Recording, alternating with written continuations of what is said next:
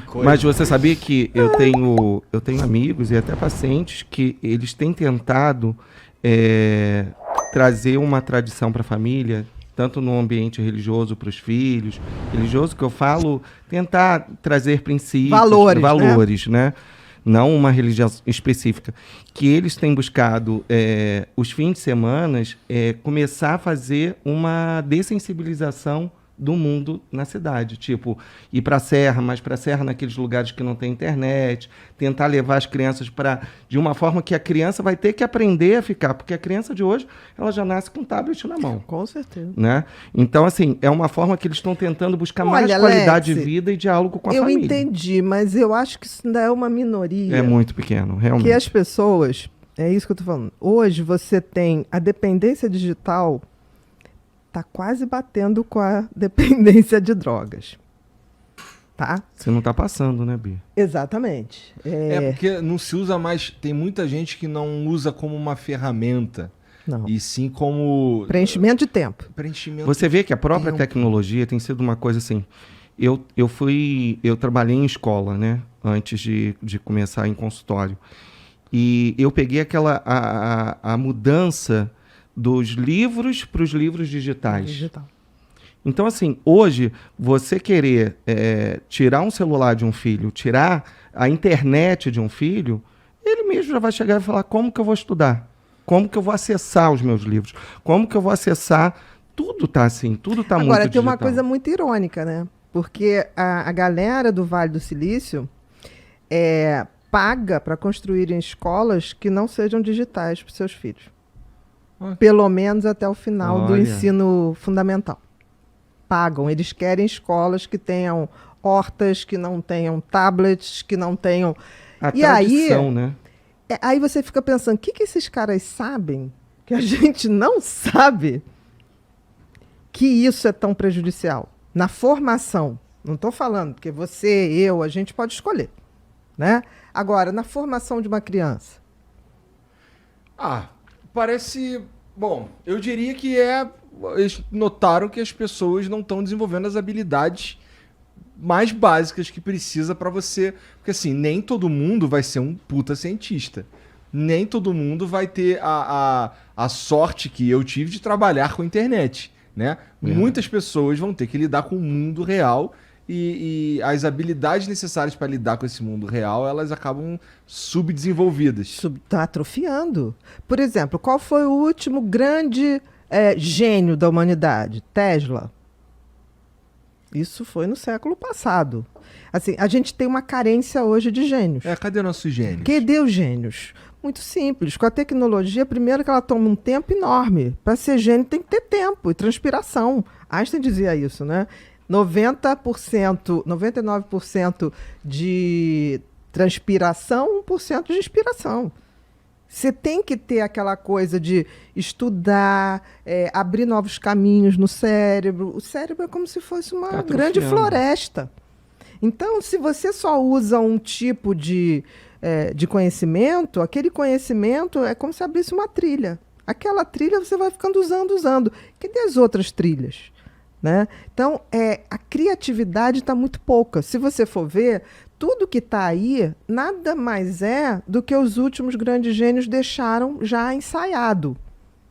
O computador, o laser. Eles só estão aprimorando, mas tudo já foi deixado anteriormente. A gente tem hoje uma carência de gênios. Você está falando isso, eu estava pensando aqui. E não venha me dizer que o Mark Zuckerman é gênio. Pelo amor de Deus. Eu, quando estava na faculdade, eu fiz uma pesquisa sobre fitness cerebral. Naquela época eu achava aquilo maravilhoso, né? E naquela época a gente falava... A pessoa, a partir dos 30 anos, começa a perder neurônios, aí começa a pesquisar aquelas pessoas que aos 30 chegaram, mas foram para as cadeiras de letras, né, que tem que utilizar muito do intelectual, aquela coisa. E aquele que está mais na zona rural. E aí você percebia ali que o cérebro estava muito mais estimulado. Agora você vê hoje, se a gente para e pergunta... Bia, qual o telefone celular da sua mãe? Se bobear, você não sabe. Da minha mãe eu sei. Da minha também eu sei. Mas eu acho que do meu irmão mãe eu não sei. Não sei. Eu só sei o meu. E acabou. E eu lembro do número de telefone antigo da minha casa. E daí acabou. Não sei mais muita Eu coisa. também. Não. Que não existe mais. Não existe mais. Exatamente. Não. Que virou senha pra mim Ah, é? De algumas coisas, entendeu? Toma cuidado, hein? Porque se algum colecionador daquelas folhas amarelas... É trocada. Mas tá. Assim, virou nostalgia, até isso, né? Por exemplo, essa coisa que você falou pro mundo real, isso depende muito da gente ter essa coisa de procurar uma saída. Isso é fundamental. O que faz um cara buscar alternativas? Por exemplo, se você quer se prender a alguma coisa, põe uma meta. Senão você vai estar preso a coisas e pessoas. E não vai chegar a lugar nenhum. Então, eu fico muito preocupada. Assim, eu vejo uma garotada muito tecnológica, com muita possibilidade de conteúdo, mas eu não vejo usar bem esse conteúdo. E cada vez mais individualistas.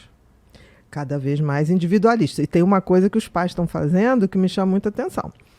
Essa coisa de pai e mãe. Você vai ao shopping hoje, tipo assim, minha princesa, meu príncipe, minha princesa, meu príncipe. Vai chegar um dia que ou então, tipo assim, olha como ele faz coisa mais linda, e não sei o quê. Gente, a gente não pode só fazer isso. Essa criança nasce e vai se acostumando a achar que ela é o máximo. Aí chega na adolescência, começa a ter as primeiras frustrações, o príncipe vai achar que ele tem um reinado, que tem que servi-lo. Então, isso eu sei que é amor. Eu sei que... Mas eu acho que esse conceito das fadas, dos príncipes e princesas da Disney, vamos levar as crianças da Disney, mas vamos botar que aquilo é conto de fada. Né? O conto de fada que a gente conta para poder dar valores para as crianças, de noite. Não, e aí eu vou até defender um pouco a Disney no meu processo acadêmico. Quando a gente estudou, eu esqueci agora, de repente a Bia vai lembrar, uma matéria que a gente estudava personalidade 1, 2 e 3, e a gente vinha desde a infância. E na infância, a gente trabalhou com vários temas de filmes da Disney, para você trabalhar com criança, com cunhos sociais. Só que as pessoas não veem esse os lado. Contos de fada foram feitos para isso, né? Exatamente. Pra gente transferir valores. E tem uma coisa tão bacana, quem conta conto de fada hoje para seu filho na hora de dormir? Aquilo tem uma tradição. Uma vez, eu fui botar a minha sobrinha, a Biazinha, para dormir. Biazinha. E aí ela ficava, conta uma história, tia, contava. Aí eu resolvi, estava tão... Porque criança, quando gosta, 40 vezes, conta de novo. História. Conta de novo. Aí eu contando da Cinderela, normal. Aí chegou uma hora que eu falei assim, olha, ela tinha 6 anos. Eu falei... E aí o príncipe, né? Tipo, você estava procurando a princesa, mas aí teve uma hora que ele falou assim, tô procurando essa princesa para quê? Vamos lá, eu quero um suborno, o que eu vou ganhar com essa princesa? Ela me olhou com uma cara feia e falou assim, tá tudo errado, ele vai porque é por amor. Eu falei, não, ele vai por interesse. Aí contei a Rapunzel, tipo assim, para que ele vai subir lá? Vai pegar um monstro? Não, só se ele ganhar muito dinheiro. Ela olhou para mim, tipo assim, porque é assim. A gente tem que fazer o bem por o bem.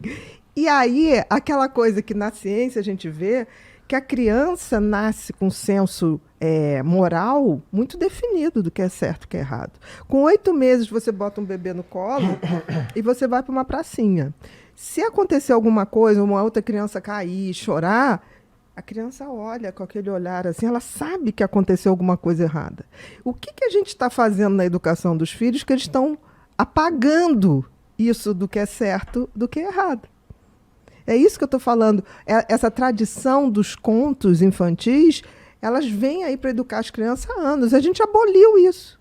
E aí a gente botou um tablet que eles ficam vendo umas crianças fazendo umas coisas, sabe, sem nenhum... Não estou criticando, eu acho que tem coisas que tem esse propósito, mas a gente não pode abrir mão dessa educação que é passado de geração em geração. Bom, você que está assistindo aí, segue os caras nas redes sociais aí. Segue a gente também, tá tudo aqui no comentário fixado e na descrição. E a gente se vê amanhã.